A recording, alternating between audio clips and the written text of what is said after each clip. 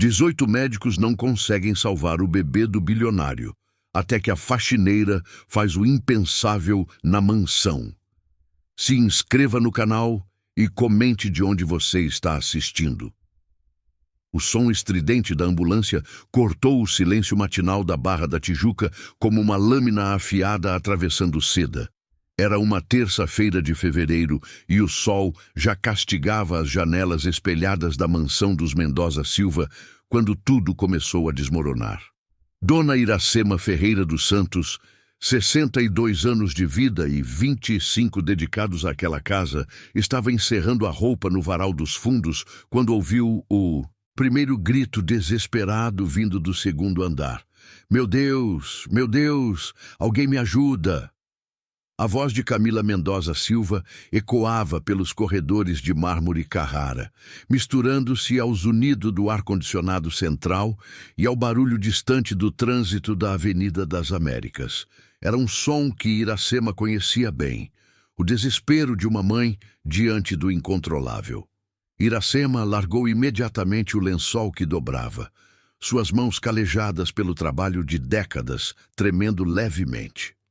Subiu as escadas de serviço com a agilidade de quem conhecia cada degrau de cor, cada rangido da madeira importada. Ao chegar ao hall do segundo andar, deparou-se com um cenário que a fez suspirar fundo e rezar baixinho uma oração que aprendera com sua avó no interior do Piauí. O bebê Nicolas Eduardo, de apenas 3 semanas de vida, estava pálido como papel no berço italiano de Mogno, seus pequenos lábios azulados contrastando com o branco imaculado do bode de algodão egípcio. Camila, ainda vestindo o robe de seda francesa que usara no café da manhã, segurava o filho contra o peito, suas lágrimas pingando sobre a mantinha bordada à mão que custara mais que o salário anual de Iracema. Dona Iracema! Camila virou-se ao vê-la, seus olhos verdes, herança da família adotiva italiana, transbordando de pânico. Ele não reage, não consigo acordá-lo. Tentei dar o leite, tentei fazer carinho, mas ele está... Calma, minha filha. Iracema aproximou-se devagar, sua voz carregando a tranquilidade serena do sertão. Era uma mulher de estatura mediana, cabelos grisalhos, sempre presos em um coque impecável, pele marcada pelo sol nordestino e olhos castanhos que já haviam visto o bastante da vida para não se abalar facilmente. Me deixe ver o menino. Naquele momento, Dona Rosa Gonzalez, a governanta espanhola de 58 anos, irrompia no quarto, carregando seu telefone celular. Alta, magra, sempre impecavelmente vestida, com seu uniforme azul marinho, Rosa tinha o rosto anguloso e os cabelos pretos penteados para trás em um rabo de cavalo severo. Seus olhos pequenos e penetrantes varrem a cena com eficiência militar. Já liguei para o Dr. Henrique e para o SAMU, anunciou em seu português carregado de sotaque castelhano. Cheguem em 15 minutos, no máximo. Senhora Camila, por favor, sente-se. Está muito pálida. Iracema observou o bebê com atenção, seus olhos experientes captando detalhes que outros poderiam ignorar. A respiração irregular, o tom levemente acinzentado da pele, a forma como os pequenos punhos se fechavam. Eram sinais que arremetiam a noites distantes no interior do Piauí, quando era chamada às pressas para casas humildes onde chegavam bebês que precisavam de ajuda especial para abraçar a vida. Rosa, me deixe ficar aqui até os médicos chegarem, disse Iracema, sua voz baixa mas firme. A senhora pode preparar um chá de camomila para Dona Camila. Ela precisa se acalmar. Rosa hesitou, seus princípios rígidos de hierarquia familiar se chocando com a situação de emergência. Não sei se é apropriado. O senhor Eduardo sempre deixou claro que o quê? O Rosa? A voz de Camila cortou o ar como um chicote. Que importa o que meu marido pensa agora? Meu filho pode estar... Ela não conseguiu terminar a frase. O bebê emitiu um gemido fraco, quase inaudível, que fez Camila apertar ainda mais a criança contra o peito. Iracema, movida por um instinto maternal que 25 anos de trabalho doméstico jamais conseguiram sufocar, estendeu os braços. Me deixe segurar ele um pouquinho, minha filha. Você está nervosa e os bebês sentem nossa energia. Com relutância, Camila transferiu Nicolas para os braços de Iracema. No momento em que a cuidadora piauiense segurou a criança, algo mudou no ambiente. Era como se décadas de experiência silenciosa finalmente encontrassem seu propósito. Iracema embalou o bebê com movimentos precisos, sussurrando palavras em um dialeto sertanejo que nem ela mesma sabia de onde vinha. "O que está fazendo?" Rosa perguntou desconfiada. "É só uma cantiga que minha avó cantava", respondeu Iracema, sem tirar os olhos do bebê. Acalmava as crianças lá em casa. O som das sirenes se aproximava, misturando-se ao barulho matinal da barra. Pela janela panorâmica do quarto, o Cristo Redentor observava a cena ao longe, braços abertos sobre uma cidade que misturava opulência e desespero em proporções que só o Rio de Janeiro sabia criar. Quando os paramédicos finalmente chegaram, seguidos pelo doutor Henrique Fonseca, um homem alto, de cabelos grisalhos e óculos de armação dourada, que atendia a família há 15 anos, Iracema recuou para seu lugar de sempre, o fundo do quarto, invisível, mas atenta a tudo. "Vamos levá-lo para o Hospital Barra d'Or", anunciou o doutor após um exame rápido. "Preciso de uma equipe completa para avaliar o que está acontecendo." Enquanto Camila reunia às pressas os documentos do bebê e Rosa organizava uma mala com roupas, Iracema permaneceu parada junto à janela, observando a movimentação. No fundo do peito, uma inquietação familiar começava a crescer. A mesma que sentira tantas vezes no sertão, quando sabia que a medicina convencional não seria suficiente. Ela olhou pela última vez para o berço vazio antes de descer para a cozinha. Nas próximas horas, enquanto a família enfrentaria exames e diagnósticos, Iracema faria o que sempre fazia.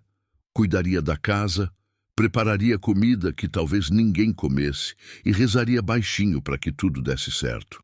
Mas, no fundo do coração, uma voz antiga sussurrava que esta seria apenas o início de uma jornada que testaria não apenas a vida do pequeno Nicolas, mas também os segredos que ela carregava há mais de 2 décadas. As primeiras gotas de chuva de verão começaram a bater nas janelas da mansão quando a ambulância finalmente desapareceu no trânsito da tarde carioca. 3 dias se passaram desde que o pequeno Nicolas fora internado no Hospital Barra d'Or, e a mansão dos Mendoza Silva respirava uma tensão sufocante. Iracema acordou antes do amanhecer, como sempre fazia, mas desta vez não foi o hábito que a tirou da cama. Foram os gritos abafados que vinham do quarto do casal no 2º andar. 17 especialistas, Eduardo. 17! A voz de Camila ecoava pelos corredores, carregada de uma histeria que crescia a cada hora. Neurologistas, pediatras, cardiologistas, e nenhum deles consegue me explicar o que está acontecendo com meu filho. Eduardo Mendoza Silva, deputado federal e herdeiro de uma das famílias mais influentes do estado, caminhava de um lado para o outro em seu escritório. Era um homem imponente, de 45 anos, cabelos pretos penteados para trás com gel importado, sempre vestindo ternos sob medida que custavam mais que um carro. Popular. Sua mandíbula quadrada e olhos pequenos e calculistas refletiam a frieza que o tornara temido nos corredores de Brasília. "Camila, você precisa se controlar", disse ele, ajustando os punhos da camisa italiana. "A imprensa já está farejando que algo está errado. Ontem 3 jornalistas me abordaram na entrada do hospital. Se vazou que nosso filho está internado em estado grave." "Estado grave?" Camila interrompeu, seus olhos verdes flamejando. "Ele está praticamente em coma, Eduardo. Os médicos usam palavras bonitas, mas eu vejo nos olhos deles, eles não sabem o que fazer. Iracema, que subia discretamente com o café, da manhã em uma bandeja de prata, parou no corredor para ouvir. Tinha aprendido, ao longo dos anos, que as informações mais importantes sempre vinham dessas conversas que não eram para seus ouvidos. Dr. Henrique mencionou ontem a possibilidade de transferi-lo para São Paulo, continuou Eduardo, sua voz baixando para um tom conspiratório. O Hospital Sírio-Libanês tem uma UTI neonatal mais avançada. Mas isso significaria admitir publicamente que a medicina carioca não conseguiu resolver. Publicamente? Camila riu com amargura. Você ainda está pensando nas eleições? Nosso filho pode morrer, Eduardo. O silêncio que se seguiu foi cortado pelo som do telefone de Eduardo. Ele atendeu com a eficiência automática de quem vive do telefone. Alô? Sim, Dr. Henrique. Como assim? Sem resposta a nenhum protocolo? A voz do deputado perdeu parte da compostura. Mas já tentaram... Entendo. Sim, estaremos aí em 1 hora. Quando desligou, Eduardo se voltou para Camila com uma expressão que Iracema, mesmo sem vê-lo, soube reconhecer pelo tom de voz. Desespero mal disfarçado de autoridade. Eles querem uma reunião de emergência, a equipe médica completa, às 9 horas. Iracema desceu silenciosamente para a cozinha, onde encontrou Rosa organizando obsessivamente o armário de medicamentos da casa. Governanta espanhola, sempre meticulosa, agora beirava o compulsivo. Reorganizava vidros de remédio em ordem alfabética pela 3ª vez em 2 dias. Rosa, você nem tomou café ainda, observou Iracema, servindo café fresco em uma xícara de porcelana. Não tenho apetite. Rosa não levantou os olhos. Em 22 anos, trabalhando para famílias ricas, nunca vi nada assim. Os médicos, eles estão perdidos, Iracema, completamente perdidos. E o que eles falam exatamente? Rosa hesitou, depois baixou a voz. Ontem escutei o Dr. Henrique conversando com um colega no telefone. Ele disse que todas as terapias convencionais falharam. Falou em quadro neurológico inexplicável e possível síndrome genética rara não identificada. Iracema serviu o próprio café, suas mãos tremendo imperceptivelmente. No fundo da mente, memórias antigas se agitavam como folhas secas ao vento. Sua avó Raimunda benzendo crianças que nasciam adormecidas, o cheiro de alfazema queimando no terreiro da casa, as mãos da velha rezadeira massageando pequenas barrigas até que os bebês voltassem à vida. Rosa, disse ela, escolhendo as palavras com cuidado, você acha que, se fosse preciso, eles escutariam alguém que não fosse médico? A governanta finalmente olhou para ela, franzindo a testa. Do que está falando? É que, no interior, às vezes... Iracema parou, sentindo o peso de 25 anos de silêncio sobre os ombros. Às vezes as crianças nascem assim, meio desligadas do mundo, e as rezadeiras, elas têm formas de... Iracema, Rosa interrompeu horrorizada. Você não pode estar pensando em... Isso seria medicina ilegal. Você poderia ser presa. O telefone da cozinha tocou, interrompendo a conversa. Rosa atendeu com a formalidade de sempre, mas sua expressão mudou rapidamente. Sim, Dr. Henrique, entendo. Vou avisar imediatamente. Quando desligou, Rosa estava pálida. Eles querem que a família vá ao hospital agora. O estado do bebê piorou. Durante a madrugada. Naquele momento, Eduardo desceu para a cozinha, já vestindo um terno preto que fazia com que parecesse estar indo para um funeral. Seu rosto estava tenso, e pela primeira vez em anos, Iracema viu medo genuíno em seus olhos. Rosa, prepare o carro. Camila não está em condições de dirigir. Ele se virou para Iracema. Você fica aqui. Se alguém da imprensa aparecer, não sabe de nada sobre o bebê. Entendeu? Sim, senhor.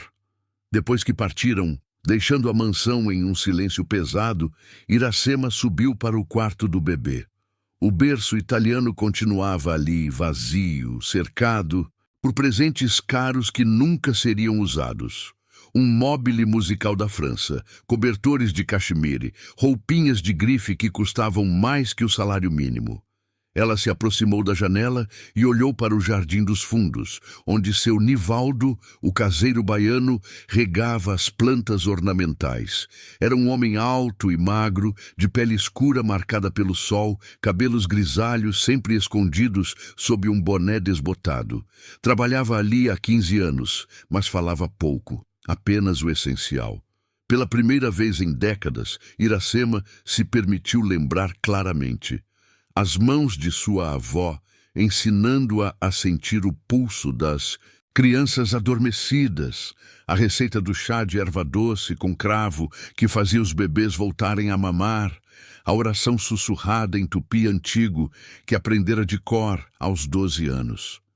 Ela fechou os olhos e, pela primeira vez em 25 anos, rezou pedindo não para permanecer invisível, mas para ter coragem de ser vista. Lá fora, o sol carioca batia forte sobre a Barra da Tijuca, iluminando uma cidade que nunca dormia, nunca parava, nunca duvidava de que sempre haveria uma solução para tudo. Mas no silêncio daquele quarto vazio, Iracema sabia que algumas respostas vinham de lugares que a cidade grande havia esquecido de procurar. A ligação de Camila chegou às 3 da tarde. No momento em que Iracema terminava de preparar a canjica para a festa de São José, que sempre organizava discretamente na cozinha. Era 19 de março, e mesmo trabalhando em uma casa, onde as tradições católicas se limitavam à missa de domingo no shopping, ela mantinha os costumes aprendidos no sertão. Iracema! A voz de Camila soava distante, abafada pelo barulho do hospital. Preciso que você faça algo para mim. Sim, minha filha. O que precisa? Entre no escritório do Eduardo e pegue uns documentos para mim. Estão na gaveta direita da mesa, numa pasta vermelha. Preciso dos comprovantes do plano de saúde do Nicolas. Iracema hesitou. O escritório de Eduardo era território proibido. Ela só entrava ali para limpeza, sempre sob supervisão de Rosa. A senhora tem certeza? O senhor Eduardo não vai... Iracema, meu filho pode morrer. A voz de Camila se quebrou. Os médicos estão falando em transferi-lo para São Paulo ainda hoje. Por favor. 10 minutos depois, Iracema se encontrava diante da imponente porta de mogno do escritório. O ambiente era a materialização do poder de Eduardo. Paredes, forradas com livros jurídicos encadernados em couro, diplomas emoldurados em ouro, uma mesa de jacarandá que pertencera a seu avô, fundador do Império Familiar. O cheiro de couro e madeira encerada misturava-se ao perfume caro que Eduardo usava. A gaveta direita estava trancada. Iracema procurou pela chave nos lugares óbvios, embaixo do mata-borrão, dentro do porta-lápis de cristal, até encontrá-la colada com fita adesiva na parte inferior da gaveta central. A pasta vermelha estava exatamente onde Camila dissera, mas ao abri-la, Iracema descobriu que não continha apenas documentos do plano de saúde. Havia também contratos bancários, extratos de empréstimos e uma série de cartas de cobrança de bancos que ela reconheceu pelos logotipos. Mesmo com sua educação limitada, havia parado de estudar aos 11 anos para ajudar a família. Iracema conseguia entender números. E os números que via a deixaram gelada. Débitos de dezenas de milhões de reais, hipotecas sobre propriedades, avisos de execução fiscal. A família Mendoza Silva, aparentemente, estava à beira da falência. Meu Deus, sussurrou ela, folheando documentos que revelavam empréstimos tomados para financiar campanhas políticas, investimentos em negócios fracassados, gastos exorbitantes em joias e viagens internacionais. A mansão, descobriu, estava hipotecada 3 vezes. Uma carta em particular chamou sua atenção. Era do Banco Central, datada da semana anterior, notificando sobre irregularidades em contas offshore. A linguagem era técnica, mas a mensagem era clara. Eduardo estava sendo investigado por lavagem de dinheiro. Iracema fotografou rapidamente os comprovantes do plano de saúde com o celular simples que ganhara de presente de Natal. Depois fechou tudo e guardou a chave no lugar. Mas quando se levantou, percebeu algo que a fez parar. Uma pequena tosse vinda do monitor do bebê que ficava sobre a estante. O monitor estava ligado, transmitindo sons do quarto vazio. Mas aquilo que ouvira não era o ruído normal do aparelho. Era uma tosse fraca, quase um sussurro, vinda do andar de cima. Subiu correndo para o quarto do bebê, esperando encontrá-lo vazio como sempre. Para sua surpresa, havia alguém lá, Dona Francesca, a mãe de Eduardo. Era uma italiana de 78 anos, pequena e curvada pelo tempo, cabelos brancos como neve, sempre presos em um coque baixo. Vestia eternamente roupas pretas, luto perpétuo pelo marido morto há 20 anos, e carregava nas mãos um terço de pérolas que pertencera à sua própria mãe. Nonna Francesca? Iracema. Aproximou-se cautelosamente. A velha senhora raramente saía do anexo onde morava, nos fundos da propriedade. Minha cara Iracema, disse Francesca em seu português carregado de sotaque italiano, sem tirar os olhos do berço vazio. Eu sinto il bambino. Como assim, senhora? Francesca se virou lentamente, seus olhos azuis desbotados, mas ainda penetrantes, fixando-se em Iracema. Você não entende. E o Piccolo? Ele está chamando. Eu ouço. Iracema sentiu um arrepio subir pela espinha. No sertão, havia histórias sobre pessoas que conseguiam ouvir os chamados daqueles que estavam entre a vida e a morte. Sua própria avó dizia ter esse dom. Nona, a senhora não devia estar aqui. Se o senhor Eduardo souber... Eduardo. Francesca balançou a cabeça com desprezo. Mio filho esqueceu da família. Esqueceu de onde veio. Minha nona, na Sicília, ela curava bambini com herbe e preghiere. Mas aqui, ela fez um gesto desdenhoso com as mãos. Aqui é só medicina. Solo medicina. Naquele momento, o telefone de Iracema tocou. Era Rosa, ligando do hospital. Iracema, eles decidiram transferir o bebê para São Paulo ainda hoje. Mas tem algo estranho. O que foi? Dona Camila está se recusando a assinar a autorização. Diz que quer voltar para...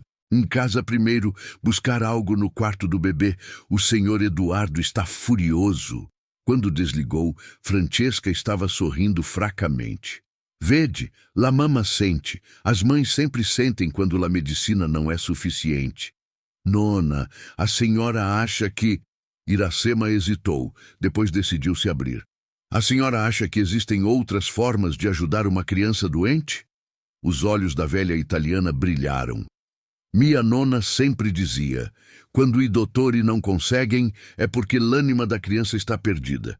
E para encontrar l'ânima perduta, precisa de mãos que sabem. Mãos que sabem? Sim, mãos de mulheres que hanno visto a vida chegar ao mundo. Iracema sentiu o coração disparar. Francesca sabia. De alguma forma, a velha italiana intuía seu passado como parteira. Naquele momento, o som inconfundível do carro de Eduardo ecoou na garagem.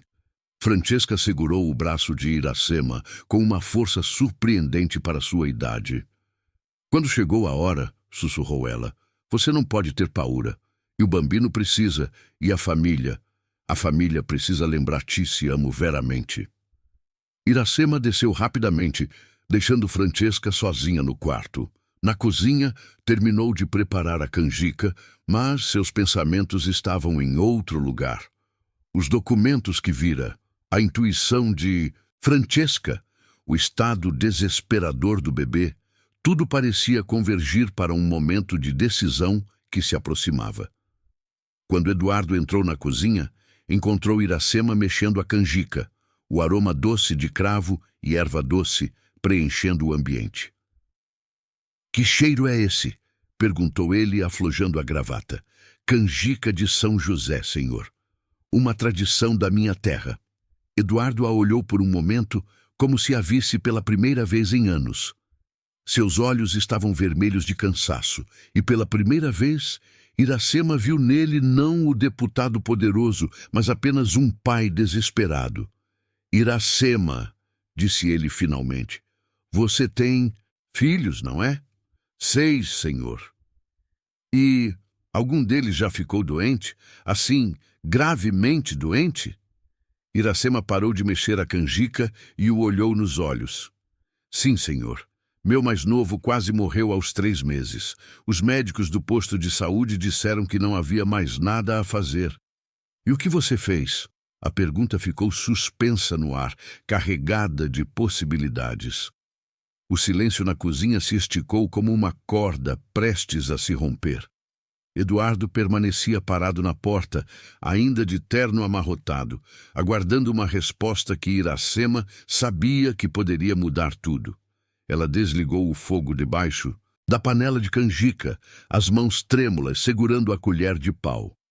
"Eu fiz o que minha avó me ensinou", respondeu ela finalmente, sua voz baixa, mas firme. "E meu filho viveu." Antes que Eduardo pudesse responder, Camila entrou correndo pela porta dos fundos, ainda vestindo a roupa do hospital. Uma blusa branca amarrotada e calça jeans que usara pelos últimos 3 dias. Seus cabelos loiros estavam despenteados, os olhos inchados de tanto chorar. "Eduardo, eles querem levar o Nicolas agora. Disseram que cada minuto que passa..." Ela parou, ao sentir o cheiro da canjica, uma expressão estranha cruzando seu rosto. "Esse cheiro... Eu conheço esse cheiro." Iracema observou a reação de Camila com atenção. Era algo que aprendera ao longo dos anos. Os aromas da infância sempre voltavam nos momentos de maior vulnerabilidade. "É canjica de São José, dona Camila. Minha avó dizia que o cheiro acalmava as crianças que nasciam agitadas." "Agitadas?" Camila se aproximou do fogão como se hipnotizada. Minha mãe biológica fazia algo assim. Eu me lembro vagamente, antes de ser adotada." Eduardo franziu a testa. Em 15 anos de casamento, Camila raramente mencionava sua origem humilde no Maranhão. Havia sido adotada aos 2 anos por uma família italiana rica do Rio Grande do Sul, e desde então reinventara completamente sua história. "Camila, não temos tempo para nostalgias", disse ele impaciente. "O helicóptero está esperando para levar o Nicolas para São Paulo." "Não." A palavra saiu da boca de Camila com uma firmeza que surpreendeu a todos, inclusive ela mesma. "Não vou deixar." "O quê?" Eduardo deu um passo adiante, sua voz assumindo o tom autoritário que usava nos corredores de Brasília. "Camila, você está sendo irracional. Os médicos disseram..." "Os médicos não sabem de nada."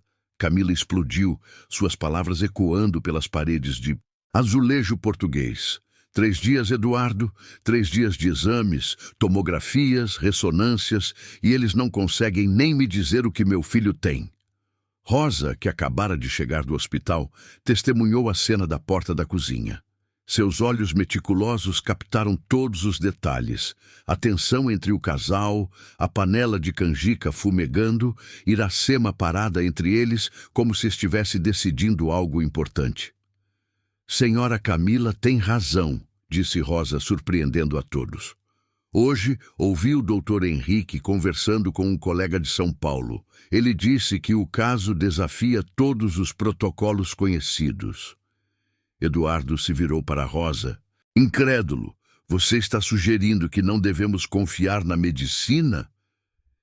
"Estou dizendo que talvez seja a hora de admitir que a medicina sozinha não está sendo suficiente." Naquele momento, o telefone da casa tocou.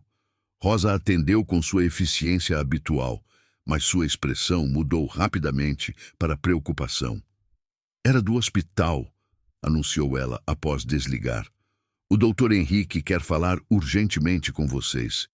Disse que o quadro se estabilizou nas últimas 2 horas. Estabilizou? Camila agarrou-se à ilha central da cozinha. Como assim estabilizou? Ele não deu detalhes. Só disse para irem ao hospital imediatamente. Eduardo já se dirigia para a porta, mas Camila não se moveu. Ela continuava olhando para a panela de canjica, como se buscasse algo nas memórias distantes de sua infância no Maranhão. Iracema, disse ela de repente, você conhece outras formas de cuidar de bebês doentes? A pergunta fez o ar na cozinha ficar ainda mais denso. Iracema sentiu o peso dos olhares de todos sobre ela. Eduardo impaciente, Rosa curiosa, Camila desesperadamente esperançosa. Dona Camila, Iracema respirou fundo, tomando uma decisão que carregava consigo o peso de 25 anos de silêncio. No sertão do Piauí, onde eu nasci, às vezes, as crianças vinham ao mundo meio desligadas, como se a alma delas ainda não tivesse decidido ficar. E o que vocês faziam? A voz de Camila era um sussurro. Minha avó era parteira e benzedeira. Ela dizia que quando a medicina não conseguia, era porque a criança precisava ser chamada de volta de um jeito diferente, com massagens, ervas, orações. Isso é superstição, Eduardo explodiu. Camila, você não pode estar considerando. Por que não? A voz veio da porta da cozinha. Era a dona Francesca, que havia descido do quarto do bebê. A velha italiana se apoiava em sua bengala de madeira entalhada, seus olhos azuis fixos no filho. Em Sicília, minha nona curava bambini que i dottori não conseguiam salvar. Mama, por favor. Eduardo massageou as têmporas. Vocês estão falando de práticas medievais. E a medicina moderna está salvando meu neto? Francesca retrucou com acidez. 3 giorni, Eduardo. 3 dias e nada. Rosa, que havia permanecido em silêncio, de repente se pronunciou. Se posso dar minha opinião? No meu pueblo na Espanha, minha abuela sempre dizia que quando os médicos não sabem mais o que fazer, é porque o problema não é só do corpo. Eduardo olhou para as 4 mulheres que o cercavam, sua mãe, sua esposa, a governanta e a cuidadora, e viu em todos os rostos a mesma determinação. Era uma coalização improvisada, mas poderosa. Esto es una loucura, murmurou ele em espanhol, passando as mãos pelos cabelos. Vocês querem que eu arrisque a vida do meu filho em bruxaria? Não é bruxaria, disse Iracema, sua voz ganhando uma força que ela não sabia que possuía. É conhecimento. Conhecimento que passou de mãe para filha durante séculos, antes de existir hospital, antes de existir remédio de farmácia. O telefone tocou novamente. Desta vez foi Camila quem atendeu. Alô? Sim, doutor Henrique. O quê? Como assim? Melhora inexplicável. Sua voz subiu uma oitava. Os sinais vitais estão mais estáveis? Mas como? Entendo. Sim, vamos para aí agora. Quando desligou, todos na cozinha estavam olhando para ela. O Nicolas, ele está respondendo melhor. O doutor não entende o porquê, mas a saturação melhorou e ele está menos apático. Um silêncio pesado se instalou na cozinha. Iracema olhou para a panela de canjica, ainda quente, o aroma doce de cravo e erva doce permeando o ambiente. Sabia que não era coincidência. Havia algo no cheiro das especiarias que acalmava as crianças. Algo que sua avó lhe ensinara, mas que ela nunca questionara. Vamos ao hospital, disse Eduardo finalmente. Mas isso não muda nada. Ciência é ciência. Enquanto se preparavam para sair, Iracema guardou a canjica na geladeira. Mas antes de fechar a panela, separou um pouco do doce em um pote pequeno. Instintivamente, sabia que seria precisado mais tarde. Do lado de fora, as nuvens de verão começavam a se formar sobre a Barra da Tijuca, prenunciando a chuva da tarde que lavaria as ruas quentes da cidade. Mas dentro da mansão dos Mendoza Silva, algo mais profundo estava sendo lavado. As certezas absolutas sobre o que era possível e impossível quando se tratava de salvar uma vida. O Hospital Barra Dora, às 6 da tarde, era um formigueiro de atividade. Médicos de plantão se cruzavam pelos corredores encerados. O cheiro de desinfetante misturava-se ao aroma do café que saía das máquinas automáticas. E o zunido constante dos aparelhos criava uma sinfonia mecânica da vida moderna. Eduardo caminhava à frente do grupo familiar, seus passos ecoando contra o piso de mármore importado, enquanto Camila segurava firmemente o pote de canjica que Iracema havia preparado. Não entendo por que trouxe isso, murmurou Eduardo pela terceira vez desde que saíram de casa. Porque o cheiro acalma, respondeu Camila, surpreendendo-se com a própria convicção. Eu não sei explicar, mas eu me lembro. Dr. Henrique Fonseca os aguardava na sala de reuniões da UTI neonatal, acompanhado de outros 2 médicos que Eduardo não reconheceu. O pediatra parecia exausto, seus óculos embaçados e o jaleco amarrotado denunciando longas horas de plantão. Família Mendoza Silva, cumprimentou ele, gesticulando para que se sentassem ao redor da mesa oval de madeira clara. Quero apresentá-los ao Dr. Roberto Cavalcante, neurologista pediatra de São Paulo, e a Dra. Marina Oliveira, geneticista do Instituto Nacional de Saúde da Mulher. Eduardo apertou as mãos dos colegas com a firmeza automática de quem vive de política, mas Camila mal conseguia se concentrar nos cumprimentos. Seus olhos estavam fixos na pasta de exames que Dr. Henrique manipulava nervosamente. Doutor, o senhor falou que houve melhora, disse ela, indo direto ao ponto. Sim, e é exatamente isso que nos intriga. Dr. Henrique abriu a pasta, revelando uma série de gráficos e exames. Nas últimas 6 horas, Nicolas apresentou uma estabilização dos sinais vitais que, francamente, não conseguimos explicar. Dr. Roberto, um homem baixo e careca de uns 50 anos, ajustou os óculos e tomou a palavra. Revisei todos os exames. O padrão neurológico continua atípico, mas há sinais de que o sistema nervoso central está respondendo melhor aos estímulos. E o que isso significa em português? Eduardo se inclinou para a frente. Significa, disse Dra. Marina, uma mulher negra de meia idade, com cabelos presos em um coque profissional, que seu filho está lutando, mas ainda não sabemos contra o quê. Camila abriu o pote de canjica e o aroma doce de cravo e erva doce se espalhou pela sala climatizada. Para sua surpresa, doutor, Roberto parou de falar e franziu a testa. Que cheiro é esse? Perguntou ele. Canjica, uma receita da nossa cuidadora. Camila hesitou. Eu sei que pode parecer estranho, mas... cravo e erva doce. Dr. Roberto se recostou na cadeira, um sorriso nostálgico cruzando seu rosto. Minha avó, no interior de Pernambuco, fazia exatamente isso quando eu era criança e ficava doente.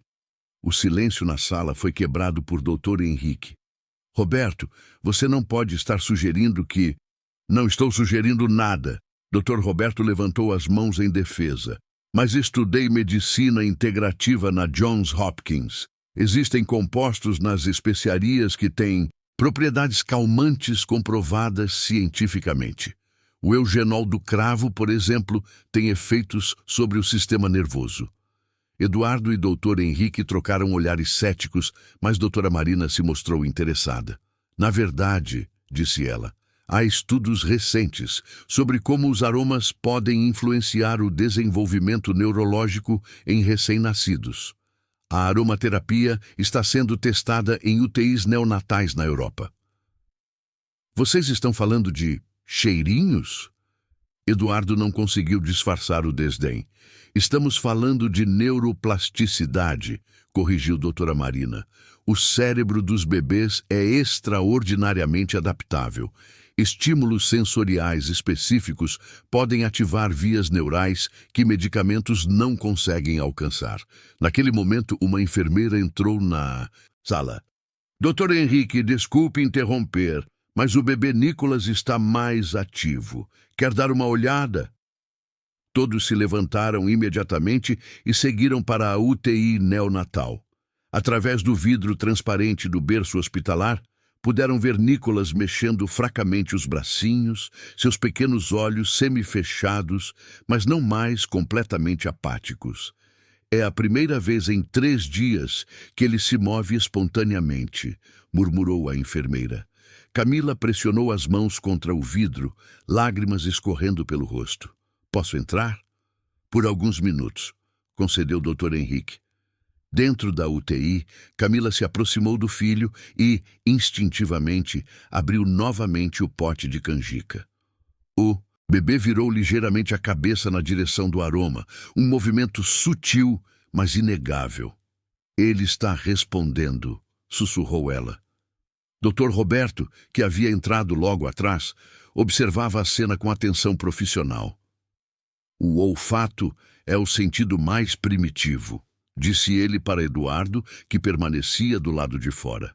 É o primeiro a se desenvolver e, muitas vezes, o último a desaparecer. Doutor, Eduardo baixou a voz, o senhor realmente acha que isso pode ter algum efeito? Dr. Roberto suspirou. Eduardo, em 25 anos de medicina, vi casos que a ciência não consegue explicar completamente. Não estou sugerindo que abandonemos os protocolos médicos, mas talvez seja hora de considerar abordagens complementares. Como o quê? Massagem terapêutica, por exemplo. Estimulação sensorial controlada. E sim, até mesmo aromaterapia com substâncias naturais. Dr. Roberto olhou diretamente nos olhos de Eduardo. Sua cuidadora, ela tem experiência com bebês? Ela criou 6 filhos. E algum deles teve problemas similares? Eduardo hesitou, lembrando-se da conversa na cozinha. Ela mencionou que sim. Naquele momento, Camila saiu da UTI, segurando firmemente o pote vazio de canjica. Ele cheirou tudo, disse ela, sua voz carregada de emoção. E quando acabou, ele chorou. Foi um choro baixinho, mas ele chorou. Dr. Henrique franziu a testa. Chorou? Pela primeira vez em 3 dias, confirmou a enfermeira que havia acompanhado a cena. Um silêncio pesado se instalou no grupo. Dr. Roberto foi o primeiro a se manifestar. Família Mendoza Silva, vocês precisam tomar uma decisão. Podemos continuar apenas com a medicina convencional, ou podemos tentar uma abordagem integrativa. O que isso significa exatamente? Perguntou Eduardo. Significa que, além dos medicamentos e monitoramento, permitiríamos que práticas complementares seguras fossem aplicadas. Massagens, aromaterapia, até mesmo a presença de pessoas que o bebê reconheça pelo cheiro ou pela voz. Doutora Marina acrescentou. Há hospitais na Dinamarca e na Holanda onde avós e cuidadoras trabalham junto com a equipe médica em casos complexos como este. Eduardo olhou para Camila, que segurava o pote vazio como se fosse um amuleto. Do lado de fora das janelas do hospital, o sol começava a se pôr sobre a Lagoa da Tijuca, pintando o céu de tons alaranjados que se refletiam nas águas calmas. Quanto tempo vocês dariam para essa abordagem integrativa? Perguntou ele finalmente. 48 horas, respondeu o Dr. Henrique. Se não houver progressos significativos, transferimos para São Paulo. Camila não esperou Eduardo responder. Eu aceito, disse ela, sua voz firme, e quero que Iracema participe. Eduardo a olhou como se ela tivesse enlouquecido. Camila, não, Eduardo. Ela se virou para ele, seus olhos verdes brilhando com uma determinação que ele não via há anos. Por 3 dias, confiamos apenas na medicina. Agora vamos confiar também no que sua própria mãe chamou de mãos que sabem. A decisão estava tomada. Em 48 horas, eles saberiam se a tradição e a ciência poderiam trabalhar juntas para trazer Nicholas de volta à vida. Na manhã seguinte, Iracema acordou às 5 da madrugada com uma sensação estranha no peito, um misto de expectativa e terror que não sentia há décadas. Havia dormido pouco, revirado na cama pequena do quarto de empregada, pensando nas palavras que Dr. Roberto havia dito na noite anterior, quando ligaram para casa. Precisamos da senhora no hospital às 7 horas. Traga o que achar necessário. Ela se vestiu com o uniforme limpo, blusa branca e saia azul marinho que usava há anos. Mas desta vez, acrescentou algo que guardava há muito tempo. Um pequeno saquinho de pano com ervas secas que sua avó lhe dera antes de morrer. Alfazema, arruda, alecrim e uma mistura de folhas que nem ela mesma sabia nomear, mas que carregava o cheiro da infância no sertão. Na cozinha, preparou o café da manhã como sempre fazia, mas suas mãos tremiam ligeiramente ao mexer os ovos scrambled que Eduardo gostava de comer. Rosa apareceu mais cedo que o habitual, seus cabelos já perfeitamente penteados, apesar da hora matinal. Nervosa? Perguntou a governanta espanhola, servindo café nas xícaras de porcelana francesa. E se eu não conseguir? Iracema parou de mexer os ovos, olhando diretamente para Rosa. São 25 anos que não faço isso, Rosa. E se eu esqueci? E se as mãos não sabem mais? Rosa se aproximou e tocou levemente o braço de Iracema. Era a primeira vez em todos esses anos que fazia um gesto tão íntimo. Escucha, disse ela, misturando português e espanhol como sempre fazia quando estava emocionada. Minha abuela dizia que o que se aprende com o coração nunca se esquece. E você... Rosa hesitou, depois continuou. Você tem mãos de madre. Sempre tive. Eduardo desceu às 6h30, já vestindo um terno cinza impecável, mas seu rosto mostrava sinais de uma noite mal dormida. Comeu os ovos em silêncio, apenas gesticulando quando queria mais café. Camila apareceu poucos minutos depois, vestindo uma blusa branca simples e calça jeans. Roupas que Iracema nunca a vira usar antes, como se estivesse se despindo das camadas de sofisticação para algo mais essencial. Iracema, disse Camila, sentando-se ao lado da cuidadora na mesa da cozinha. Outro gesto sem precedentes. Quero que você me conte sobre sua avó, sobre como ela fazia. Iracema colocou a xícara de café sobre a mesa, respirou fundo e começou a falar. Era a primeira vez em 25 anos que contava aquelas histórias. Vó Raimunda era conhecida em 3 cidades do interior do Piauí. Quando uma criança nascia com problemas ou quando ficava muito doente, as mães caminhavam léguas para chegar na nossa casa. Suas mãos se moveram inconscientemente, como se estivessem moldando memórias no ar. Ela dizia que algumas crianças vinham ao mundo com a alma meio solta, como se ainda não tivessem decidido ficar. E como ela as ajudava? A voz de Camila era baixa, respeitosa. Primeiro, ela observava, muito, o jeito que a criança respirava, a cor da pele, como mexia as mãozinhas. Iracema fechou os olhos, voltando 50 anos no tempo. Depois começavam as massagens, muito delicadas, na barriguinha, nas costas, nos pezinhos, e sempre com óleo morno de pequi ou andiroba. Eduardo, que havia permanecido em silêncio, finalmente se pronunciou. E funcionava. Iracema abriu os olhos e o encarou diretamente. Meu irmão mais novo, Sr. Eduardo, nasceu azul e não chorava. Os médicos do posto de saúde disseram para minha mãe se preparar para o pior. Vó Raimunda trabalhou com ele 3 dias e 3 noites. No 4º dia, ele chorou pela primeira vez. E onde está seu irmão hoje? Perguntou Camila. É médico em Teresina. pediatra. A ironia não passou despercebida por ninguém na mesa. Às 7 em ponto, chegaram ao hospital. Dr. Henrique os aguardava na recepção, acompanhado de Dr. Roberto e uma mulher que Iracema não conhecia.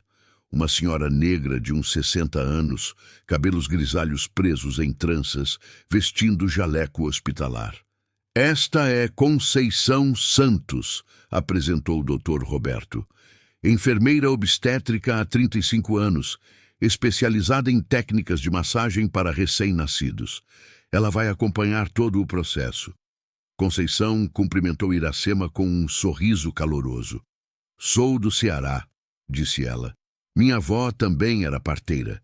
Sei exatamente do que estamos falando. A UTI neonatal havia sido reorganizada para acomodar a experiência. Um biombo discreto criava um espaço mais íntimo ao redor do berço de Nicolas, e uma pequena mesa auxiliar havia sido preparada com óleos vegetais esterilizados. Amendoim, girassol e até mesmo um frasco de óleo de pequi que Dr. Roberto havia conseguido em uma loja de produtos naturais. As regras são claras, explicou o Dr. Henrique enquanto todos vestiam aventais e máscaras. Higienização total das mãos, movimentos apenas sob supervisão médica e qualquer sinal de piora, interrompemos imediatamente. Nicolas estava acordado quando se aproximaram do berço, seus pequenos olhos escuros movendo-se lentamente, seguindo as vozes. Parecia mais alerta que no dia anterior, mas ainda extremamente frágil.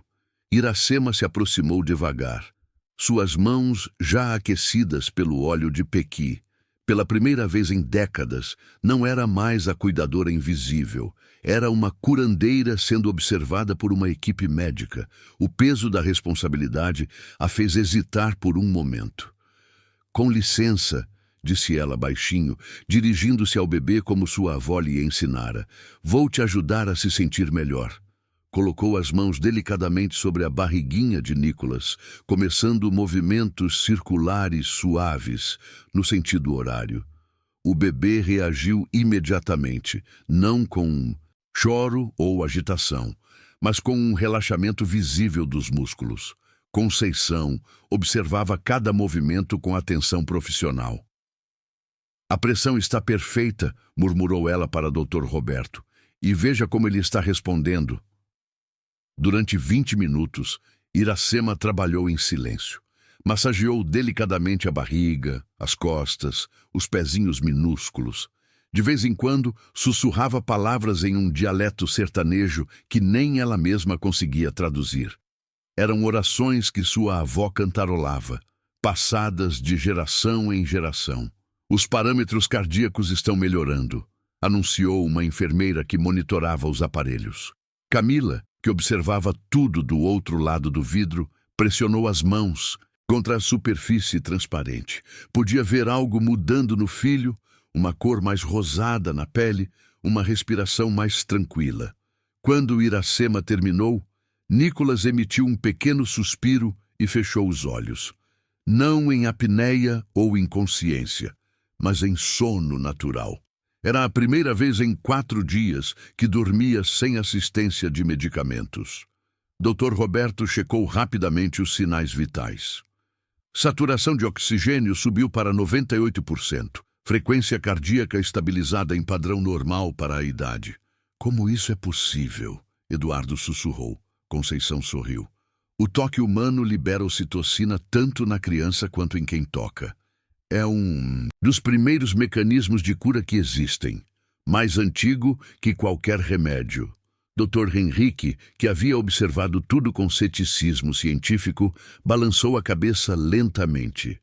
Vou documentar tudo. Se isso continuar funcionando, precisamos estudar seriamente a integração dessas técnicas. Enquanto saíam da UTI, Iracema sentiu algo que não experimentava há muito tempo. Orgulho. Não o orgulho silencioso de uma casa bem cuidada ou de um prato bem preparado, mas o orgulho profundo de usar um dom que Deus e sua avó haviam lhe dado. Quantas vezes por dia você acha que deveria fazer isso? Perguntou o Dr. Roberto. 3 vezes, respondeu. Ela sem hesitar. De manhã, à tarde e antes de dormir, é o ritmo que as crianças entendem. Camila se aproximou quando já estavam no corredor. Iracema, eu não sei como agradecer. Não precisa agradecer, minha filha. É para isso que estou aqui. Mas ambas sabiam que algo havia mudado para sempre. Iracema não era mais apenas uma funcionária. Era uma curandeira. E Nicolas, lentamente, estava voltando ao mundo. 4 semanas haviam se passado desde o primeiro dia de massagens, e a rotina da UTI neonatal do Hospital Barra d'Or havia se transformado completamente. Iracema chegava todos os dias às 9 da manhã, sempre carregando seu pequeno saquinho de ervas e o frasco de óleo de pequi, que agora era esterilizado no próprio laboratório do hospital. O que começara como um experimento desesperado se tornara um protocolo médico não oficial que estava chamando a atenção de profissionais de todo o país. Nicolas crescia visivelmente a cada dia. Seus olhos escuros agora seguiam movimentos com curiosidade. Ele reagia ao som das vozes familiares e, mais importante, havia ganhado peso consistentemente. Dr. Henrique, que inicialmente receara pela própria carreira ao permitir práticas não científicas, agora documentava meticulosamente cada progresso para uma possível publicação médica. Era uma quinta-feira de abril quando tudo mudou novamente. Iracema estava terminando a sessão da tarde, sussurrando uma cantiga sertaneja enquanto massageava delicadamente os pés de Nicolas, quando o Dr. Roberto entrou na UTI com uma expressão grave no rosto. Atrás dele vinha uma mulher que Iracema não conhecia. Cerca de 40 anos, cabelos loiros curtos, vestindo um tailleur cinza impecável e carregando uma pasta de couro. Iracema, disse Dr. Roberto, sua voz carregada de tensão. Preciso falar com você. Esta é a doutora Patrícia Mendes, do Conselho Regional de Medicina. O sangue de Iracema gelou. Ela conhecia esse tipo de visita. Secou cuidadosamente as mãos, cobriu Nicolas com a mantinha e se virou para enfrentar o que sabia que viria. Senhora, a doutora Patrícia consultou seus papéis. Iracema Ferreira dos Santos. Gostaria de fazer algumas perguntas sobre as atividades que a senhora vem realizando neste hospital. Claro, doutora. Iracema manteve a voz firme, mas suas mãos tremeram imperceptivelmente. Elas se dirigiram para uma sala de reunião pequena, onde Dr. Henrique e Conceição já aguardavam. A atmosfera estava carregada de tensão, como a eletricidade que precede uma tempestade de verão no Rio. Senhora Iracema, começou a doutora Patrícia, abrindo a pasta e retirando um documento oficial. Recebemos uma denúncia formal de que a senhora vem praticando medicina sem licença neste hospital. Especificamente, foi alegado que realiza tratamentos alternativos em recém-nascidos internados. Quem fez a denúncia? A pergunta veio de Dr. Roberto. Isso é confidencial, mas posso dizer que a denunciante alega conhecer o histórico da senhora e afirma ter provas de que ela já praticou partos ilegais no passado. Iracema sentiu o chão se abrir sob seus pés. Apenas uma pessoa poderia ter essas informações: Conceição Amaral, sua ex-patroa. 5 anos antes, Iracema havia trabalhado na casa da mulher por apenas 6 meses, até descobrir que ela maltratava os filhos pequenos. Quando pediu demissão e ameaçou denunciar os maus tratos, Conceição havia prometido destruir sua vida se ela falasse alguma coisa. Doutora Patrícia, interrompeu o Dr. Henrique, preciso esclarecer que em momento algum a senhora Iracema praticou medicina. Ela realiza massagens terapêuticas sob supervisão médica constante, usando técnicas que têm base científica comprovada. Massagens? A médica do conselho levantou uma sobrancelha. Temos relatos de que ela usa ervas e benzimentos. Aromaterapia, corrigiu Conceição a enfermeira. óleos vegetais esterilizados e técnicas de relaxamento. Tudo documentado e aprovado pela equipe médica. Doutora, Patrícia folheou seus papéis. A denunciante mencionou especificamente que a senhora realizou um parto domiciliar irregular em 2019, no bairro da Tijuca. Iracema respirou fundo. A história que havia enterrado por anos agora voltava para assombrá-la. Em 2019, quando trabalhava para Conceição Amaral, uma vizinha havia entrado em trabalho de parto durante uma enchente que deixou as ruas intransitáveis. A jovem não conseguia chegar ao hospital, e Iracema, vendo que o bebê estava nascendo, havia ajudado. Mãe e criança sobreviveram perfeitamente, mas tecnicamente ela havia assistido um parto sem ser médica. Doutora, disse ela finalmente, eu salvei uma vida naquele dia. A mãe e o bebê estão vivos porque eu ajudei. Entendo a motivação, senhora Iracema, mas a lei é clara. Apenas médicos podem assistir partos. Naquele momento a porta se abriu e Eduardo entrou na sala, seguido por Camila. Ambos pareciam ter corrido. Eduardo ainda vestia o paletó do escritório e Camila trazia nas mãos o mesmo frasco de óleo de pequi que Iracema usava.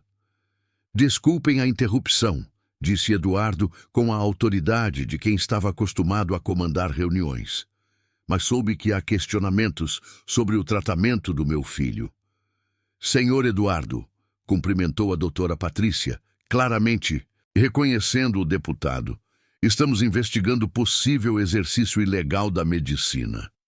Pela mulher que salvou a vida do meu filho?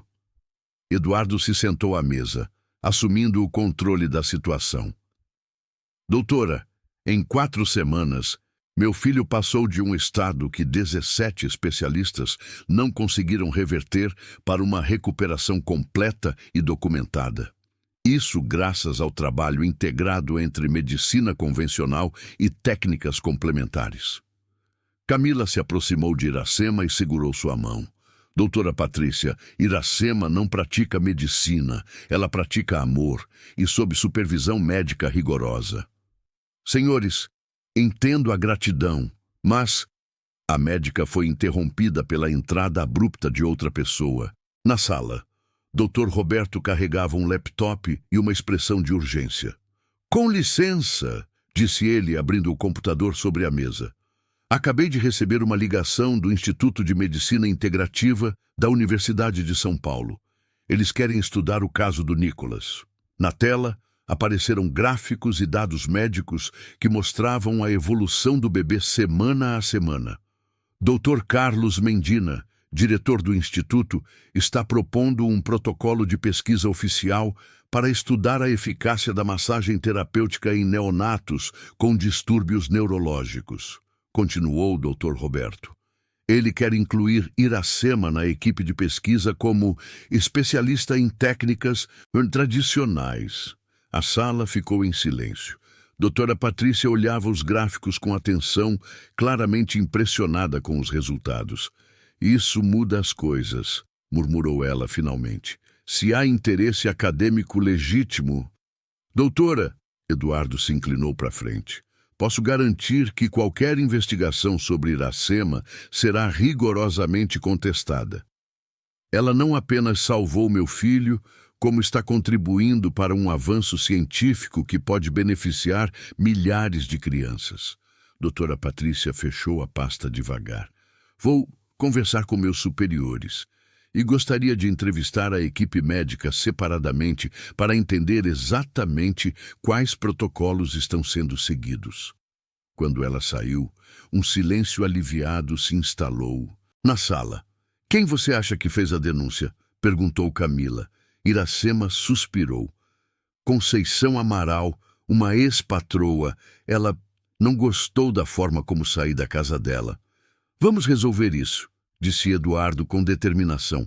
Tenho contatos no conselho e advogados. Não, senhor Eduardo. Iracema balançou a cabeça. Não quero que o senhor se meta em problemas por minha causa. Se for preciso, eu paro. Não. A voz de Camila foi firme e surpreendeu a todos. Não vai parar. Nicholas precisa de você. E outras crianças também. Através da janela da sala de reunião, podiam ver o movimento da tarde carioca. Carros acelerando na Avenida das Américas, pedestres correndo para não se molhar com a chuva que começava. A vida seguindo seu ritmo frenético. Mas ali dentro, uma pequena revolução silenciosa estava acontecendo. Iracema olhou para as mãos. As mesmas mãos que ajudaram a trazer seus 6 filhos ao mundo, que cozinharam milhares de refeições, que cuidaram de casas alheias por décadas. Agora, essas mãos estavam no centro de uma batalha entre tradição e modernidade, entre o que sempre foi feito e o que poderia ser feito. Vou continuar, disse ela finalmente. Mas se der problema, vocês não tiveram nada a ver com isso. Nós vamos ter tudo a ver com isso, respondeu Eduardo, surpreendendo a si mesmo com a própria convicção. Pela primeira vez em muito tempo, estamos do lado certo de uma luta. Lá fora, a chuva aumentava de intensidade, lavando as ruas da cidade. E no coração de cada um deles, algo também estava sendo lavado. Preconceitos, medos e a certeza de que sabiam exatamente onde terminava a ciência e começava a fé. A festa junina da mansão dos Mendoza Silva acontecia tradicionalmente todo ano, no final de junho. Mas desta vez tinha um significado especial. Nicholas estava em casa há 2 semanas, saudável e crescendo normalmente, e a celebração se transformara em uma comemoração velada de sua recuperação. Iracema havia passado a manhã inteira decorando a varanda dos fundos com bandeirinhas coloridas, balões de papel e lanternas que ela mesma fizera, enquanto o aroma do bolo de milho que assava no forno se espalhava por toda a casa. Eduardo observava da janela de seu escritório no 2º andar, vendo Iracema pendurar as últimas bandeirinhas com a ajuda de seu Nivaldo, o caseiro. Era uma cena que o fazia questionar muitas coisas sobre a vida que construíra. A mulher que salvara seu filho organizando uma festa tradicional que ele, um político poderoso, nunca havia realmente vivenciado. Está bonito, não é? A voz de Camila o trouxe de volta ao presente. Ela entrou no escritório carregando Nicholas no colo, o bebê agora robusto e alerta, seus olhos curiosos observando tudo ao redor. Está! Eduardo se virou para a esposa, notando algo diferente nela. Nas últimas semanas, Camila havia gradualmente abandonado as roupas de grife e a maquiagem elaborada. Hoje, usava uma blusa simples de algodão e uma saia longa florida, parecendo 10 anos mais jovem. Você também está diferente. Me sinto diferente. Camila se aproximou da janela, balançando Nicholas suavemente. Eduardo, precisamos conversar. O tom da voz dela o alertou imediatamente. Em 15 anos de casamento político, ele aprendera a reconhecer quando uma conversa séria se aproximava. É sobre o que descobri ontem, continuou ela, olhando diretamente nos olhos do marido. Sobre minha origem real. Eduardo sentiu o estômago afundar. Havia contratado um investigador particular meses antes para rastrear possíveis esqueletos no armário da família, preparando-se para sua próxima campanha eleitoral. O que descobrira sobre o passado de Camila fora guardado em sigilo absoluto. Rosa me mostrou uns documentos que ela vinha guardando, disse Camila, sua voz calma, mas determinada. Cartas da minha mãe biológica. Ela não morreu quando eu tinha 2 anos, Eduardo. Ela está viva, morando numa comunidade ribeirinha no Maranhão. O silêncio se esticou entre eles como uma corda prestes a se partir. Nicholas balbuciou alguma coisa, alheio à tensão que crescia no ambiente. Camila, Eduardo começou, mas ela o interrompeu. Você sabia, não sabia? Não era uma pergunta, era uma constatação. Eduardo suspirou, massageando as têmporas. O investigador encontrou a informação há 6 meses. Eu não sabia como te contar. Como me contar que minha vida inteira é uma mentira? Que a família que me adotou inventou uma história sobre minha mãe biológica ter morrido para que eu nunca a procurasse? Eles queriam proteger você.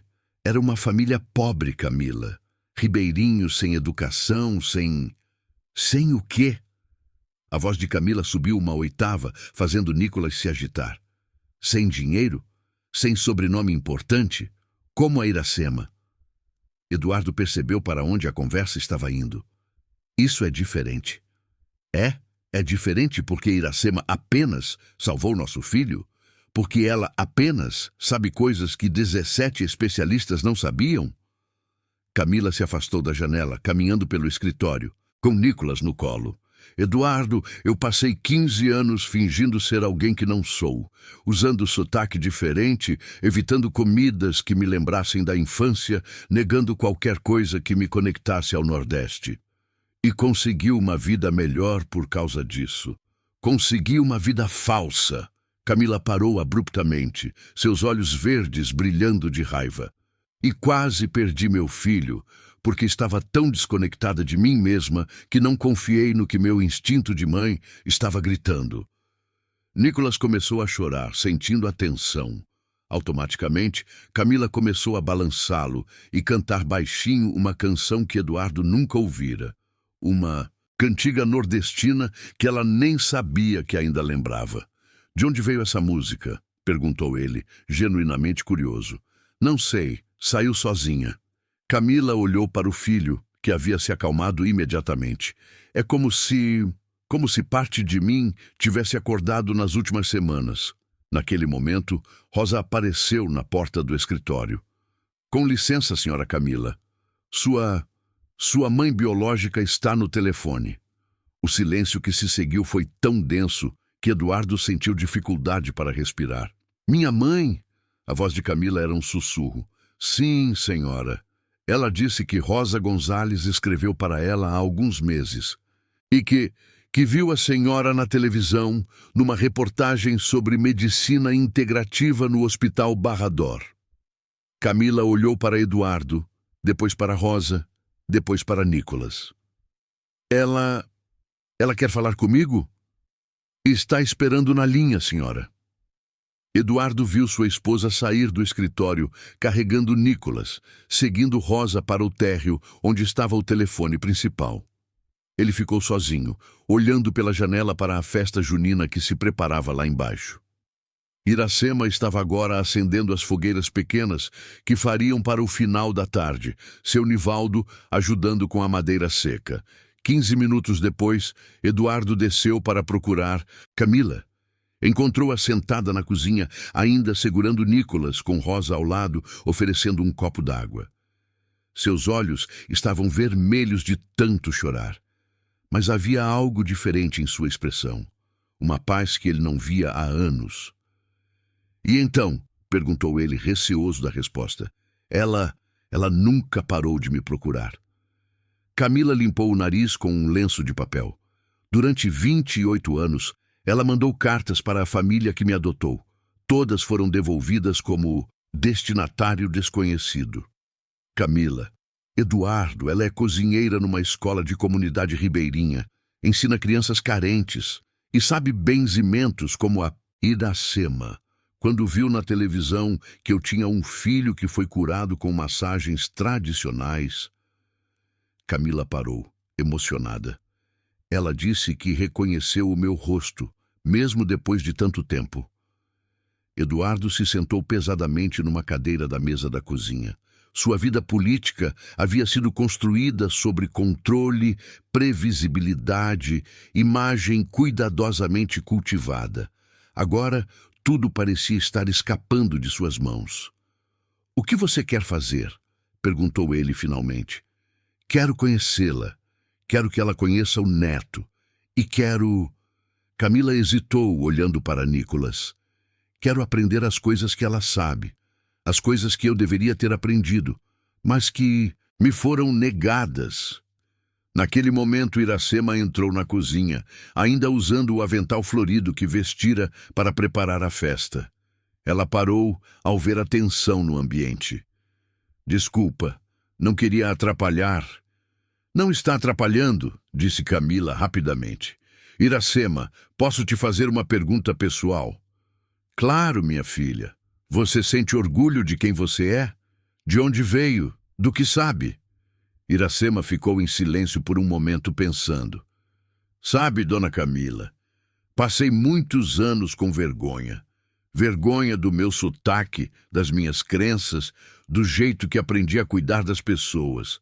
Mas depois que vi o Nicolas melhorar, ela sorriu timidamente. Depois que vi que o que minha avó me ensinou ainda pode salvar vidas.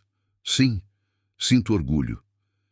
Eu quero sentir esse orgulho também, disse Camila, sua voz firme. Quero que meu filho cresça conhecendo todas as suas raízes, as ricas e as pobres, as do Sul e as do Nordeste. Eduardo olhou para a mulher com quem vivia há 15 anos e percebeu que estava conhecendo-a pela primeira vez. E, surpreendentemente, gostava do que via. Lá fora, as primeiras estrelas começavam a aparecer no céu carioca, e o som do forró que Iracema havia colocado na caixa de som misturava-se ao barulho distante do trânsito. A festa estava prestes a começar, mas Eduardo sabia que algo muito maior estava acontecendo. Sua família estava finalmente se encontrando. O temporal de julho havia deixado a mansão dos Mendoza Silva sem energia por 2 dias consecutivos, e pela primeira vez em décadas, a família experimentou o que significava viver sem a tecnologia que sempre o cercara. Era a 3ª noite sem luz elétrica quando tudo mudou de forma definitiva.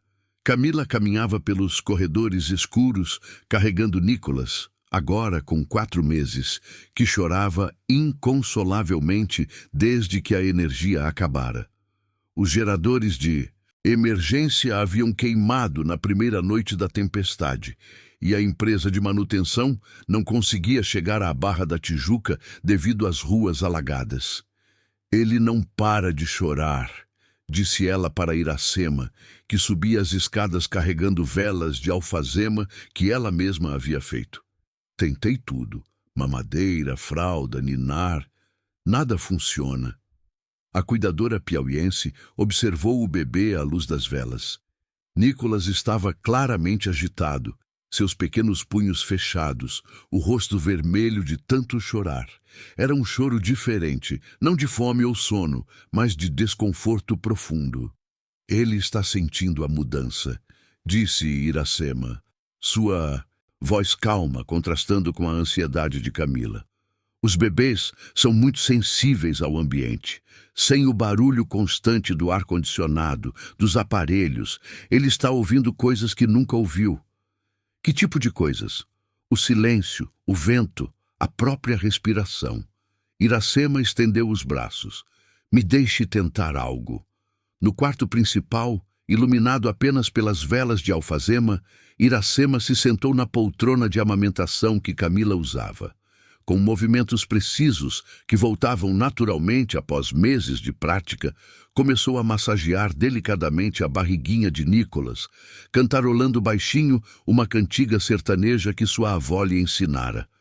Boi, boi, boi da cara preta, pega essa menina que tem medo de careta. Para surpresa de Camila, Nicolas começou a se acalmar quase imediatamente. Seus punhos se abriram, a respiração se tornou mais regular e em poucos minutos ele dormia profundamente. Como você faz isso? Sussurrou Camila, sentando-se no chão ao lado da poltrona. Não sou eu, é o que minha avó chamava de volta às raízes. Iracema continuou balançando suavemente o bebê. Quando tira toda a tecnologia, tudo fica mais simples. O corpo lembra o que sempre soube. Naquele momento, Eduardo apareceu na porta do quarto, carregando uma lamparina a óleo que encontrara no porão. Estava vestindo apenas uma camiseta e shorts, sem o paletó e gravata, que eram praticamente uma segunda pele. Conseguiu acalmar ele? Perguntou baixinho. Iracema conseguiu, respondeu Camila, como sempre. Eduardo se sentou na beirada da cama, observando a cena à luz dourada das velas. Havia algo profundamente primitivo e reconfortante naquele momento. Uma família reunida em torno de um bebê, protegida apenas pela luz do fogo e pelo conhecimento ancestral. Iracema, disse ele depois de alguns minutos, posso te fazer uma pergunta que venho pensando há semanas? Claro, Sr. Eduardo. Por que você nunca contou que sabia essas coisas? Em 25 anos trabalhando aqui, Iracema suspirou, continuando a embalar Nicholas. Porque aprendi que as pessoas ricas não querem saber o que as pessoas pobres sabem. Querem que sirvamos café, limpemos a casa, cuidemos dos filhos, mas não querem ouvir nossa sabedoria. Mas isso é... Eduardo parou, percebendo que não tinha como terminar a frase sem admitir uma verdade desconfortável. É preconceito? Iracema sorriu tristemente. É, Sr. Eduardo. E eu também tinha preconceito. Achava que o que eu sabia não valia nada perto dos diplomas pendurados na parede do seu escritório. O silêncio que se seguiu foi quebrado por uma batida na porta. Rosa apareceu carregando uma bandeja com chá de camomila e biscoitos. Pensei que gostariam de algo quente, disse ela, colocando a bandeja numa mesinha auxiliar. E tenho algo para contar. Ela se sentou numa cadeira próxima, suas mãos nervosamente alisando o uniforme.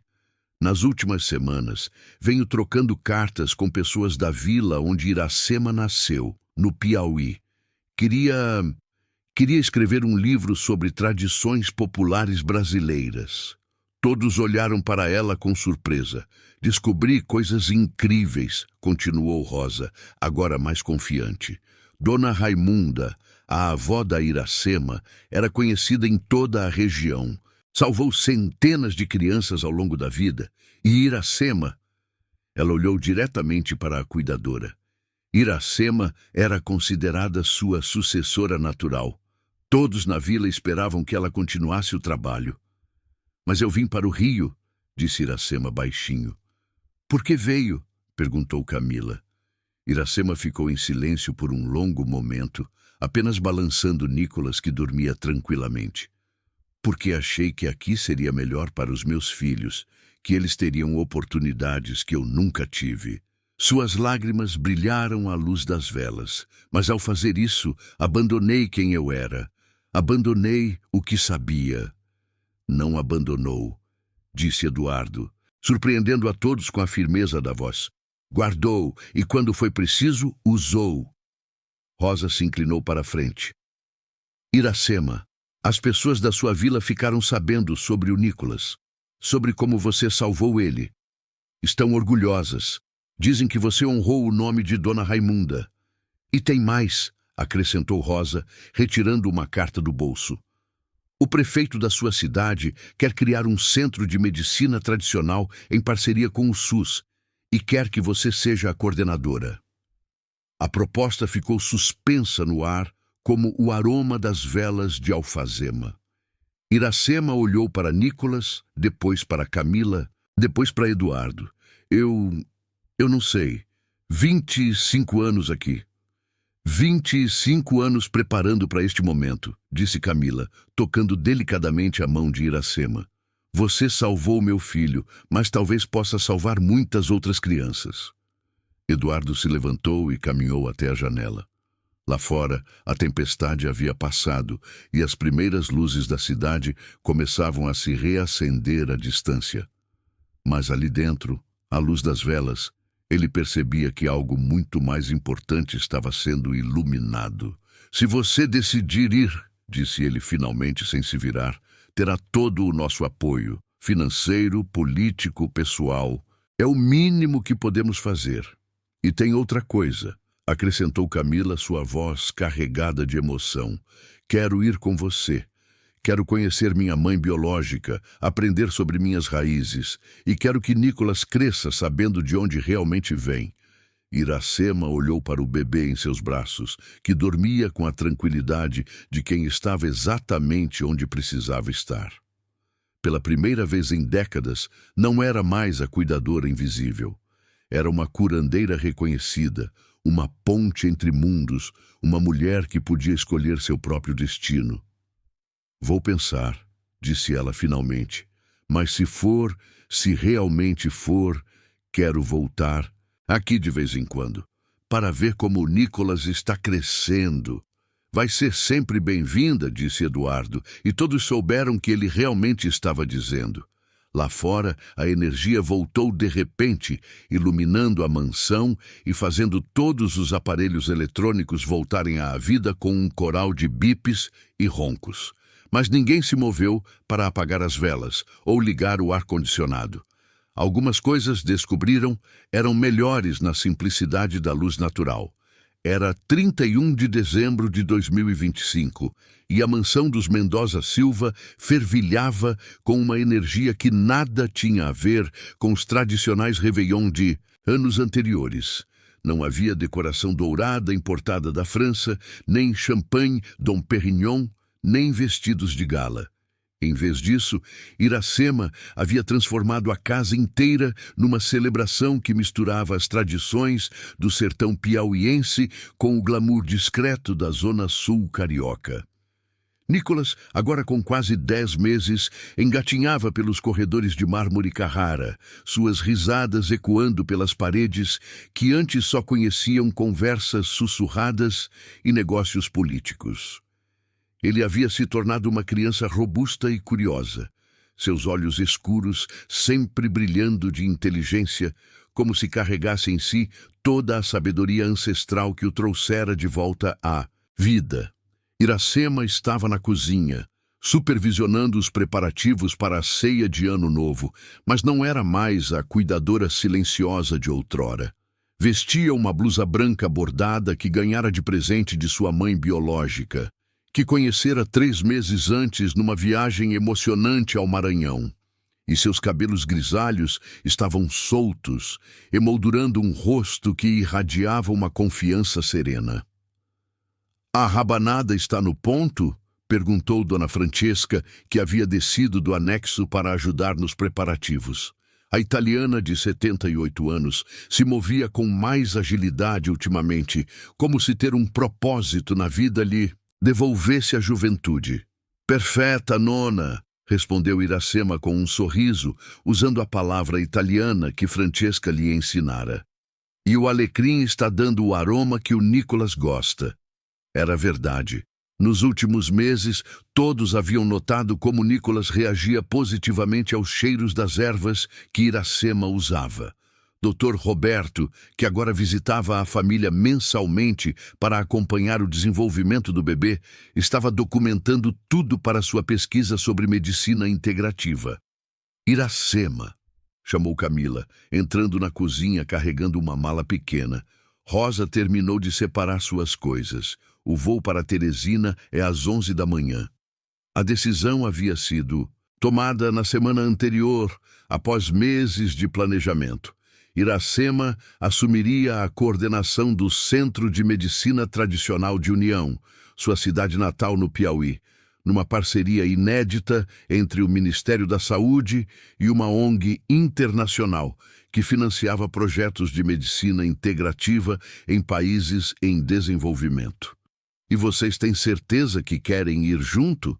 Iracema olhou para Camila, que nos últimos meses havia se transformado completamente.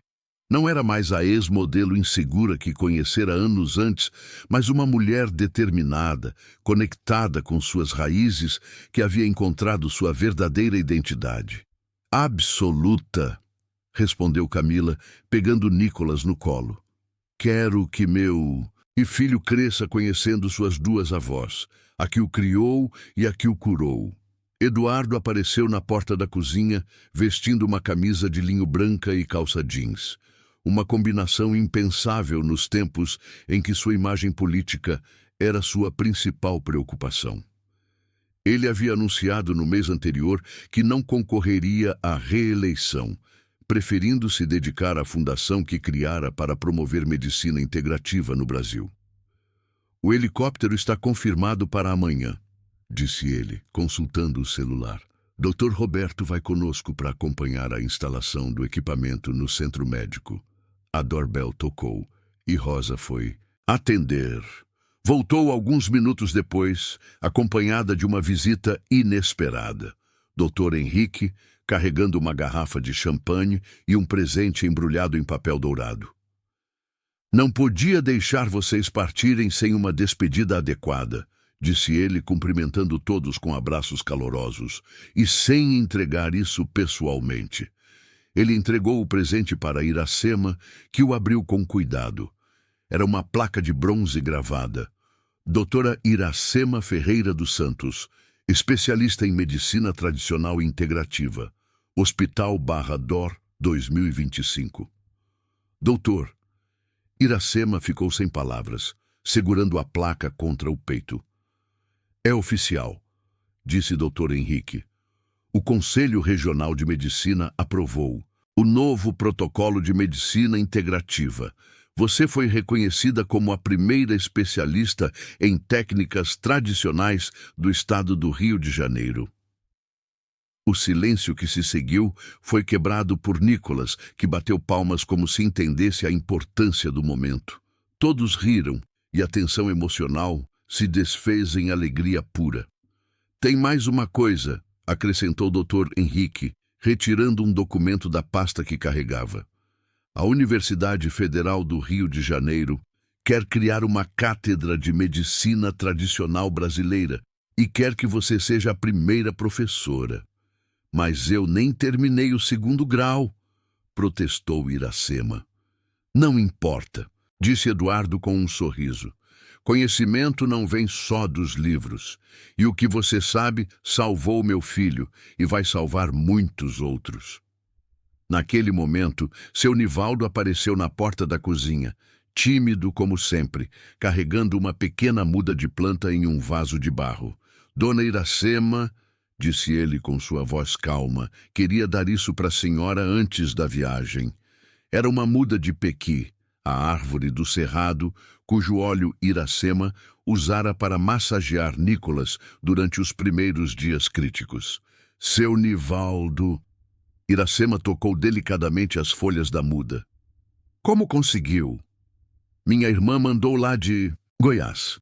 Disse que toda curandeira precisa plantar sua própria árvore de cura. Eduardo observou a cena, sua antiga cuidadora sendo reverenciada como uma sábia, recebendo presentes que representavam reconhecimento e respeito, e sentiu uma mistura de orgulho e vergonha. Orgulho pelo que Iracema havia conquistado, vergonha pelos anos em que a tratara como invisível. Iracema, disse ele, chamando a atenção de todos, tenho uma confissão a fazer. Todos se voltaram para ele. Quando você começou a trabalhar aqui, há 25 anos, eu pensei que estava contratando apenas uma empregada. Mas, na verdade, sua voz falhou por um momento. Na verdade, estava trazendo um anjo para dentro da minha casa. E não fui inteligente o suficiente para perceber isso até quase perder meu filho. Camila se aproximou do marido e segurou sua mão. Nenhum de nós era inteligente o suficiente, mas aprendemos. Às 11 da noite, todos se reuniram na varanda dos fundos, onde Iracema havia montado uma mesa simples com a ceia de Ano Novo. Não havia ostentação, apenas comida boa e pessoas que se importavam umas com as outras. Nicolas dormia tranquilamente em seu carrinho, cercado pelo aroma das velas de alfazema que agora faziam a parte da rotina da casa. Antes da meia-noite, disse Iracema levantando-se, quero dizer uma coisa. Todos a olharam com atenção. Passei 25 anos achando que tinha abandonado minha verdadeira vocação para trabalhar como doméstica, mas agora percebo que tudo foi parte de um plano maior.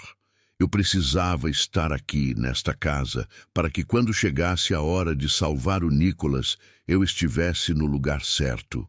Ela olhou para cada um dos presentes. Eduardo, Camila, Rosa, Francesca, Dr. Henrique, seu Nivaldo. Vocês me ensinaram que sabedoria não tem classe social, que cura não tem cor, e que família não é só sangue, é também quem escolhemos amar e proteger. Os fogos de artifício começaram a explodir sobre a Lagoa Rodrigo de Freitas, iluminando o céu carioca com cores que se refletiam nas lágrimas de emoção de todos os presentes. Para o ano que vem, disse Eduardo levantando sua taça, que possamos continuar construindo pontes entre mundos que sempre estiveram mais próximos do que imaginávamos. Saúde! Brindaram todos juntos. E quando a meia-noite chegou, com os sinos das igrejas cariocas tocando em uníssono com o barulho dos fogos, Nicolas acordou brevemente, olhou ao redor para todas aquelas pessoas que o amavam, sorriu como se abençoasse o momento e voltou a dormir tranquilamente. Na manhã seguinte, enquanto se preparavam para partir para o Piauí, Iracema fez uma última massagem em Nicolas. Não porque ele precisasse, estava perfeitamente saudável, mas porque ambos haviam se acostumado com aquele ritual de carinho e conexão. "Até logo, meu pequeno curandeiro", sussurrou ela, beijando a testa do bebê. "Você me ensinou que nunca é tarde para a gente se encontrar com quem realmente é." O avião decolou às 2 da tarde, levando Iracema de volta para casa após 25 anos. Mas desta vez, ela não estava fugindo de quem era.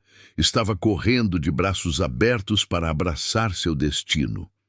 E na mansão da Barra da Tijuca, que agora servia também como sede da Fundação Nicolas Eduardo para a Medicina Integrativa, o aroma de alecrim ainda perfumava os corredores, lembrando a todos que algumas curas começam com as mãos certas, no coração certo, na hora certa. Deixe seu like, se inscreva no canal, ative o sininho e se você assistiu Ate Aqui, comente "Eu assisti Ate Aqui" e deixe sua opinião sobre essa história e não. Se esqueça de assistir o próximo vídeo que aparece na tela final para você que está muito emocionante.